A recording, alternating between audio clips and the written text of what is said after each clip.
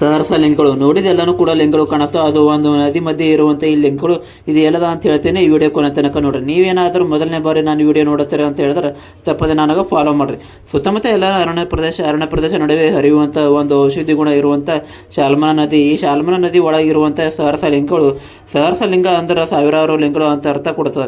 ಈ ಸಾವಿರಾರು ಲಿಂಗಗಳು ಇದು ಎಲ್ಲದ ಅಂತ ಹೇಳಿದ್ರೆ ಉತ್ತರ ಕನ್ನಡ ಜಿಲ್ಲೆ ಸಿರಸಿಲಿಂದ ಒಂದು 20 ಕಿಲೋಮೀಟರ್ ಡಿಸ್ಟೆನ್ಸ್ ಒಳಗೆ ಈ ಲಿಂಗಗಳು ಕ್ಷೇತ್ರ ನಿಮಗೆ ನೋಡ್ಲಿಕ್ಕೆ ಸಿಗುತ್ತೆ. ಇನ್ನೊಂದು ಇಂಟ್ರೆಸ್ಟಿಂಗ್ ವಿಷಯ ಏನಂತ ಹೇಳಿದ್ರೆ ಪ್ರತಿಯೊಂದು ಲಿಂಗದ ಎದುರು ಕೂಡ ಒಂದು ಬಸವಣ ಕೆತ್ತಲಾಗಿದೆ. ಆ ಬಸವಣ ಅರ್ಧನ ಇಲ್ಲಿ ನಾಗರಾಜ, ಗಣೇಶ ಇದೇ ರೀತಿ ಭಾಳಷ್ಟು ದೇವರ ಮೂರ್ತಿಗಳು ಎಲ್ಲವೂ ಸಿಗ್ತವೆ. ಇನ್ನೊಂದು ಇಲ್ಲಿ ಜನ ಏನು ಮಾತು ಹೇಳ್ತಾರೆ ಅಂತ ಹೇಳಿದ್ರೆ ಒಂದೇ ರಾತ್ರಿ ಒಳಗೆ ಕೆತ್ತನೆ ಲಿಂಗಗಳು ಕರೀತಾರೆ. ಎದ್ರ ಸಲುವಾಗಿ ಅಂತ ಹೇಳಿದ್ರೆ ಒಬ್ಬರು ಅರಸಪ್ಪ ನಾಯಕ ಅಂತ ಹೇಳಿ ಇಲ್ಲಿ ಆಳ್ವಿಕೆ ನಡೆಸಿದವರು ಮಕ್ಕಳು ಇಲ್ಲ ಅಂತ, ಮಕ್ಕಳು ಏನಾಯಿತು ಅಂತ ಹೇಳಿದ್ರೆ ಸಹರ್ಸಲಿಂಗಗಳು ಕೆತ್ತನಿಸಿ ಅಂತ ಹೇಳಿ ಇವರು ಹರಕೆ ಹೊತ್ಕೊಂಡಿರ್ತಾರೆ. ಇದು ಅದೇ ಪ್ರಕಾರ ಹರಕೆ ನೆರವೇರಿಸಬೇಕು ಅಂತೇಳಿ ಈ ನದಿ ನಡಬರ್ಕನೇ ಲಿಂಗ ಸ್ಥಾಪನೆ ಮಾಡಲಾಗಿದೆ. ಈ ಲಿಂಗಗಳು ಇಲ್ಲಿ ನಿರ್ಮಾಣ ಮಾಡೋದು ಅನ್ನೋದಕ್ಕಿಂತ ಅವರು ಯಾವಾಗ ನಿರ್ಮಾಣ ಮಾಡ್ಯಾರ ಅನ್ನೋದು ಗೊತ್ತಿಲ್ಲ.